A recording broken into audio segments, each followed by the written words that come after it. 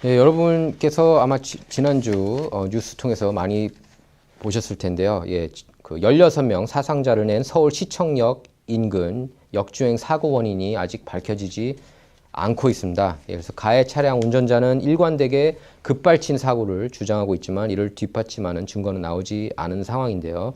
그래서 사고 직후 병원으로 옮겨진 운전자 차모 씨, 68세라고 그러죠. 차모 씨가 고통을 호소하면서 경찰 조사는 이제 이틀 만에야 이제 이루어졌습니다. 그래서 경찰은 사고 다음 날과 그 다음 날 두 차례 브리핑에서 차 씨가 가속 페달을 밟은 정황을 밝혔습니다. 그래서 본인은 이제 급발진 때문이다. 이렇게 그 역주행하고 거의 뭐 100km 속도로 달렸다고 그러는데 역주행하면서 이렇게 그 빨리 가게 된 거는 급발진 때문이라고 그러는데 지금 이 전문가께서 이제 SBS 뉴스 제가 여러 그 뉴스 복합적으로 모아서 이렇게 여러분께 전해드리겠습니다. 그래서 이것을 기계적인 결함으로 보기는 어렵다고 주장합니다. 이렇게 말씀했고요. 다음 장을 볼까요? 그래서 뭐 브레이크를 안 밟았거나 밟았어도 뭐 작동을 안 했을 수도 있다고 그렇게 또 다른 전문가는 그렇게 얘기를 했습니다. 그래서 지난 1일 밤이었죠. 서울 중구 시청역 7번 출구 인근 교차로가 아수라장이 됐습니다. 그래서 오후 9시, 그러니까 밤 9시 27분에 웨스틴 조선 호텔을 빠져나온 제네시스 G80 차량이 일방 통행인 4차선 도로를 역주행했습니다. 저도 이제 그 영상을 이렇게 하나씩 봤는데 좀 어처구니가 없더라고요. 예. 근데 헷갈릴 수 있는 그런 구간이라고 그래요. 다음 장을 볼까요? 그래서 그분 얘기는 이렇게 브레이크를 밟았을 때 브레이크가 딱딱했다. 뭐 급발진을 이렇게 주장했는데 이 차량이 BMW와 소나타 차량을 추돌한 뒤에 인도로 빠르게 돌진해서 보행자들을 덮쳤습니다. 또 그 뒤로도 횡단보도를 이리저리 가로지르면서 보행자들을 들이받고 교차로 인근에서야 멈춰섰는데요. 시속 100km에 달하는 속도로 200m가량을 내달렸습니다. 참 어떻게 200m가량이나 달릴 수 있었는지 그 시간에 말이죠. 다음 장면 보겠습니다. 사고 당시 이제 보조 브레이크가 이렇게 보조 브레이크 등이 안 켜져서 이게 브레이크 안 밟은 게 아니냐 이런 지적도 나왔는데요. 어쨌든 인근 직장인들이 많이 찾는 먹자골목 앞이었다고 합니다. 그래서 사고 현장에서 6명이 즉사하고 심정지 상태로 병원에 옮겨진 3명도 끝내 사망 판정을 받았습니다. 그래서 시청역 인근에 본점을 둔 시중은행 직원 3명, 그리고 서울시청 직원 2명, 현대 CNR 소속 주차관리원 3명이 이렇게 사망을 했습니다. 다음 장을 볼까요? 예, 그래서 인도 돌진 전 가속 페달 밟은 정황도 이렇게 확인하고 있다고 그러는데요.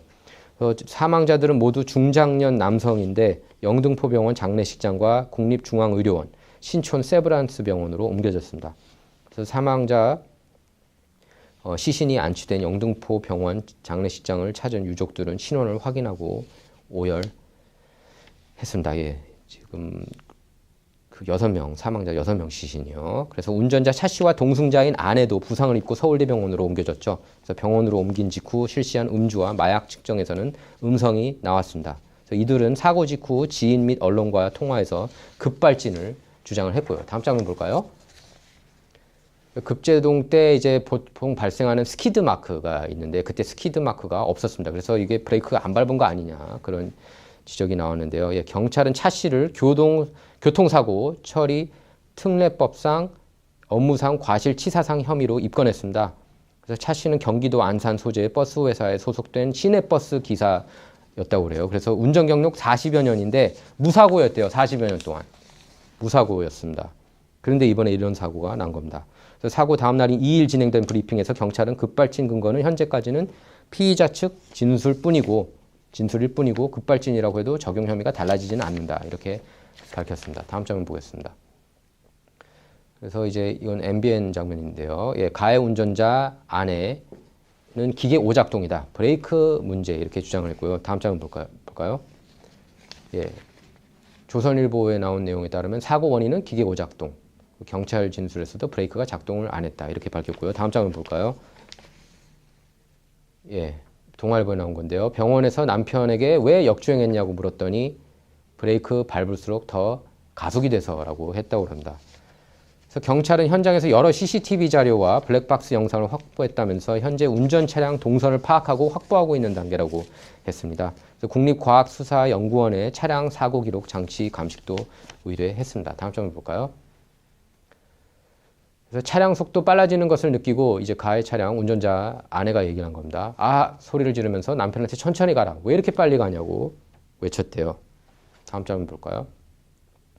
역주행 운전자 동승한 아내와 대화. 밟을수록 가속 됐다고 하는데 아직 그 녹음 둘끼리의 그 녹음된 블랙박스는 공개가 안 됐습니다. 그래서 경찰은 운전자 부부가 사고 직전 부부싸움을 해서 홧김에 사고를 일으켰다는 그런 루머에 대해서는 확인되지 않은 내용 보도로 사실 왜곡을 불러일으키지 않도록 유의 부탁드린다. 이런 입장문을 냈습니다.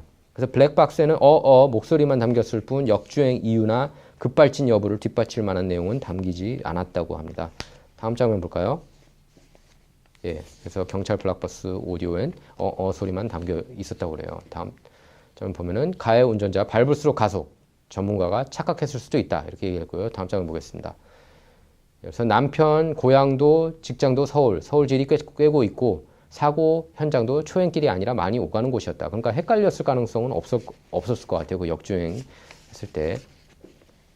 해당 차량 내 명의지만 남편이 자주 몰아 익숙했다. 이렇게 얘기를 했고요. 차량 운전에 대해서도 다음 장면 보겠습니다. 고령은 다 나름 68세라고 그러죠. 그래서 나이 똑같아도 남편은 육체적으로 건강한 사람. 별다른 지병도 없었다. 이렇게 밝혔습니다. 다음 장면 보겠습니다. 현직 버스 기사가 이렇게 얘기를 했습니다. 버스 브레이크 가속 페달 모양도 비슷해서 이게 헷갈릴 수가 있다는 식으로 얘기를 했어요. 다음 장면 볼까요? 2020년 경기 광명시 에도 같은 2세대 모델이 사고가 났고요. 또 지난 1일 서울시청역에서도 2018년식 사고가 났는데 이게 서울시청 앞 역주행 교통사고 가해 차량이 최근 6년 동안 6번 그렇게 사고를 낸 것으로 그렇게 나타났다고 그래요. 이 차량이 이제 차량 모델이 그렇다는 겁니다.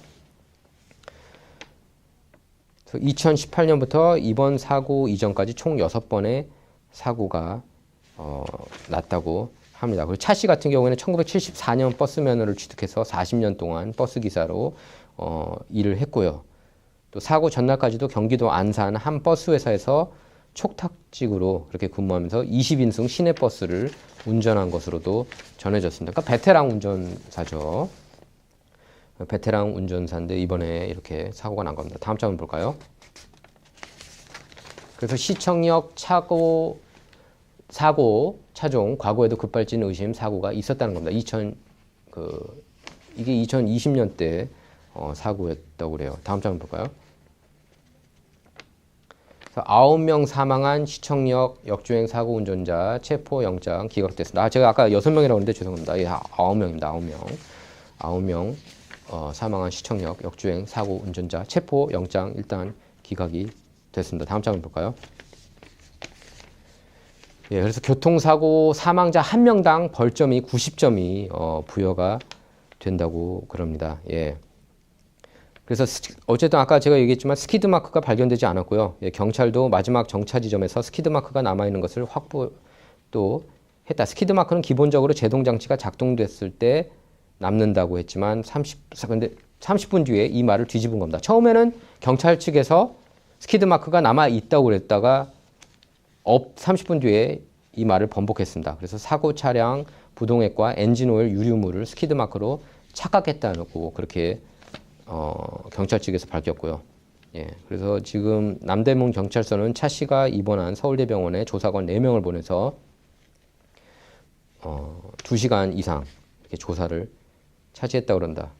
그러니까 차 씨는 이 자리에서 사고 당시 브레이크를 밟았지만 딱딱했다. 그러면서 차량 상태 이상에 따른 급발진을 재차 주장했습니다. 다음 장면 볼까요? 벌점이 최소 810점 받게 됐다고 그럽니다. 이분이. 그래서 면허 취소 기준의 6배가 넘는 수준이고 운전면허증 바로 박탈되겠죠. 예. 평생 운전을 못할 수 있게 됐다. 이런 얘기도 나오는데 이분이 이제 버스 회사에서 근무한다는데 엄청난 타격이 될 것 같아요. 이분의 그런 일자리에 있어서도. 그래서 한국교통안전공단에 따르면 2017년부터 올해 6월까지 접수된 급발진 신고 236건 중 실제 급발진으로 인정된 사례는 단 한 건도 없다고 합니다. 그러니까 이번 케이스도 거의 마찬가지가 될 가능성이 높아요. 급발진으로 인정받지 않게 될 가능성이 높다는 겁니다. 그래서 국과수에서 급발진 분석 후, 그러니까 이런 EDR 분석 뒤에 급발진을 인정한 적도 한 번도 없습니다. 이에 따라서 운전자가 사고 상황에서 회피 시도를 했는지가 향후 수사 초점이 될 전망이라고 그러고요. 또 브레이크를 밟거나 회피 핸들링을 했다면 감형 양형 사유가 되기는 합니다. 또 대법원 양형위원회는 교통사고 치사 사건에 대해 기본적으로 징역 8개월에서 징역 2년을 선고하도록 권고하고 있습니다. 다만 차 씨가 인명 피해를 줄이려는 노력을 한 점이 인정되면 양형 기준에 따라 선고되는 형량은 더 낮아질 수 있다고 합니다. 자, 여러분 생각은 어떻습니까? 여러분 생각 댓글로 달아주시기 바라고요. 예, 구독, 라이크 부탁드립니다. 문화충격 채널. 예, 이번 프로그램은 여기서 마치도록 하겠습니다. 감사합니다.